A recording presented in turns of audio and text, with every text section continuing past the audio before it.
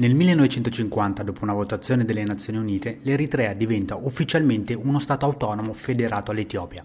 L'imperatore Haile Selassie, alleato degli Stati Uniti, accettò solo apparentemente questa situazione.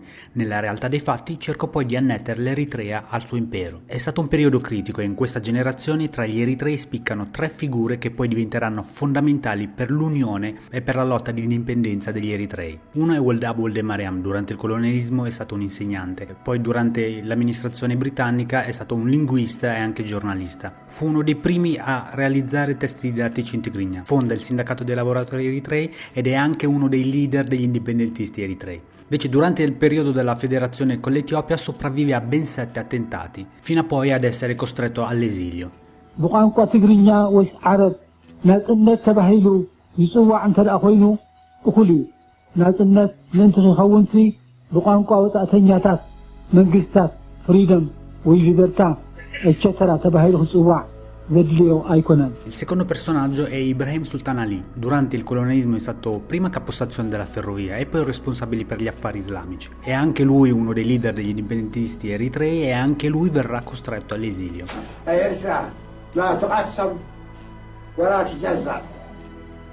Queste due figure erano uno cristiano protestante e uno musulmano. E insieme sono i primi che promuovono l'idea che l'essere cristiani o musulmani non era una caratteristica che doveva dividere, perché alla base si era comunque eritrei. La terza figura fondamentale è Ahmed Idris Awate. Durante il colonialismo italiano era un militare, durante la seconda guerra mondiale ricopriva il ruolo di vice comandante, continuò a combattere i britannici anche dopo la fine del conflitto. È stato il primo comandante del Fronte di Liberazione, che era il braccio armato e organizzato del movimento di liberazione. Questi sono stati i personaggi chiave di questo periodo in cui l'Etiopia, supportata dagli Stati Uniti, agisce gradualmente per togliere autonomia all'Eritrea, per destrutturarla e per impoverirla.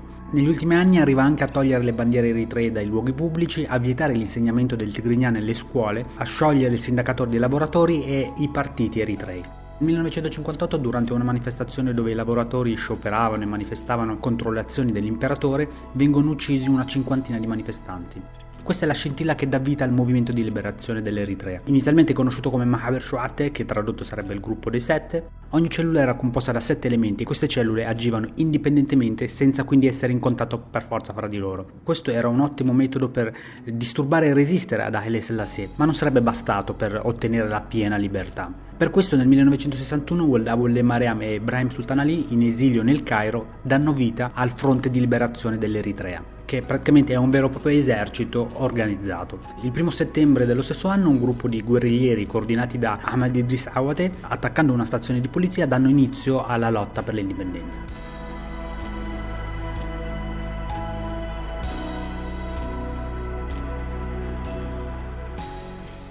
Ahmed Idris Awate, primo comandante, oggi è ricordato come il padre della lotta armata. Purtroppo morirà un anno dopo l'inizio delle rivolte, lo stesso anno in cui Haile Selassie annulla la federazione tra Etiopia ed Eritrea. Quindi dopo 12 anni di federazione Haile Selassie riesce nel suo intento e rende l'Eritrea la 14ª provincia dell'impero. Entro pochi anni avrà inizio il primo flusso della diaspora eritrea, che spingerà molti eritrei fuori dai confini, arrivando anche in Europa e oltre. Il cammino dell'indipendenza durerà 30 anni, la guerra più lunga combattuta nel continente africano, una guerra dove un infinito numero di eritrei si sacrificheranno nella speranza di riafferrare la propria indipendenza.